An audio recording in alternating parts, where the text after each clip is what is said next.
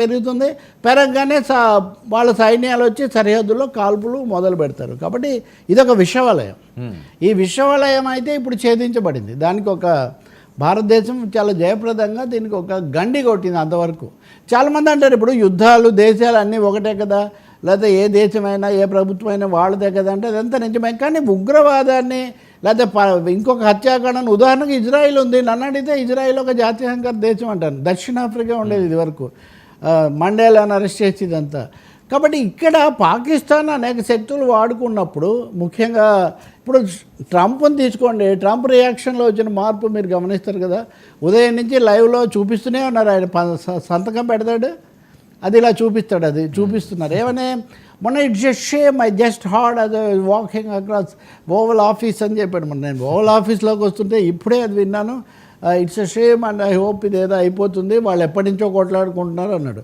కానీ నిన్న మళ్ళీ తాజాగా ఏం వ్యాఖ్యలు చేస్తున్నాడు అంటే, నేను దాని మీద మాట్లాడాను, అక్కడ శాంతి వస్తే బాగుంటుంది, నేను చేయగలిగింది ఏదన్నా కానీ నేను తప్పకుండా చేస్తాను. నేను ఇది కాస్త ఇప్పుడు ముగియడం అంటే అర్థం ఏంటి వర్మ, మీరు చూడండి. ఇప్పుడు బంగ్లాదేశ్ యుద్ధంలో వాళ్ళు చేతులు ఎత్తేసారు ఉదాహరణకు. ఆ చేతిలో ఇప్పుడు ఇక్కడ ఇంకో పెద్ద ప్రాబ్లం కూడా ఉంది. ఇది చూడండి, ఇది న్యూయార్క్ టైమ్స్. ఇండియా పాకిస్తాన్ యుద్ధం అనేది వర్చువల్గా అమెరికా చైనా సమస్యగా కూడా అంతర్జాతీయ వేదిక మీద ఉంటుంది అని ఒక బలమైన అంతర్జాతీయ అభిప్రాయం ఉంది.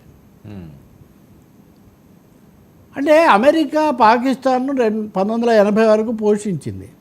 తాలిబాన్లు వచ్చే వరకు, సోవియట్ యూనియన్, గోర్బచేవ్ వచ్చి అది పోయే వరకు. అంటే ఇది నేను ఇంటర్నేషనల్ డిప్లొమసీ గురించి చెప్తున్నా. అప్పుడు వాళ్ళ రోల్ వేరు.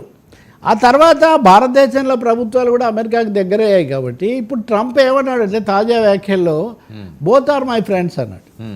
ఇది మన దేశంలో కూడా చాలామంది తెలుసుకోవాల్సిన ఒక విషయం. మోడీ ఈజ్ మై ఫ్రెండ్ కాబట్టి నేను ఒప్పుకోను అన్నాడు అనేది చాలా ప్రచారమైంది. కానీ తాజా వ్యాఖ్యల్లో both are our friends and I can do any little thing if I can అంటున్నాడు. కాబట్టి అమెరికాతో సహా ఇంత స్పష్టంగా ఇంక ఇదేదో ఆగాలి అని వాళ్ళు చెప్తున్నప్పుడు, ఇప్పుడు దీన్ని ఆగాలి అన్నమాట భారతదేశానికి ఒక విజయం. దీన్ని పెంచాలి, దాన్ని ఇంకా సరిహద్దుల్లో మారణకాండ సాగించాలి, కాశ్మీర్ని ఏదో చేయాలి అన్నటువంటి మాట పాకిస్తాన్ మాట్లాడుతున్నప్పుడు, పైగా వాళ్ళు ఏమి యాక్షన్ కూడా చేయలేదు. ఇప్పటికి దాదాపు 36 గంటలు 40 గంటలు అయిపోతున్నా కానీ తీవ్ర స్థాయిలో. కాబట్టి ఖచ్చితంగా టైమింగు, టార్గెటింగు అండ్ ఆల్సో ఎగ్జిక్యూషన్ ఇవన్నీ చాలా పక్కాగా జరగడం అన్నది ఇండియాకి చాలా ఫెచ్ చేసింది అన్నది అయితే చాలా స్పష్టం. సార్, 1.5 గంటల పాటు సాగిందట అఖిలపక్ష సమావేశం. సరిహద్దు భద్రతా అంశాలపై రాజ్నాథ్ సింగ్ వివరించారట. అఖిలపక్ష సమావేశం అఖిలపక్షం చాలా కీలకమైందండి.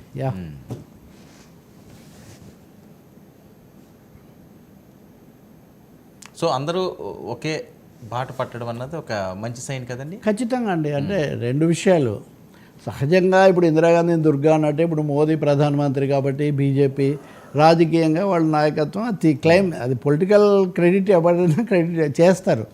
కానీ బాల్కోట అప్పుడు ఇంకొకప్పుడు ప్రతిపక్షాలు కూడా మీడియా ద్వారా తెలుసుకోవాల్సి వచ్చింది ఇంత ముఖ్యమైనవి జరిగితే ఎందుకు చేయలేదని. అలాగే దిగ్విజయ్ సింగ్ లాంటి వాళ్ళు అప్పుడు కొంచెం చేశారని గ్యారంటీ ఏముంది, ఇలాంటివి కూడా మాట్లాడారు.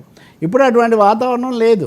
ఇంకోటి కూడా మీరు గమనిస్తే ప్రతిపక్షాలన్నీ రాహుల్ గాంధీతో సహా సైన్యాన్ని we are proud of Indian army అంటే ఇందాక నేను చెప్పా కదా, పాకిస్తాన్లో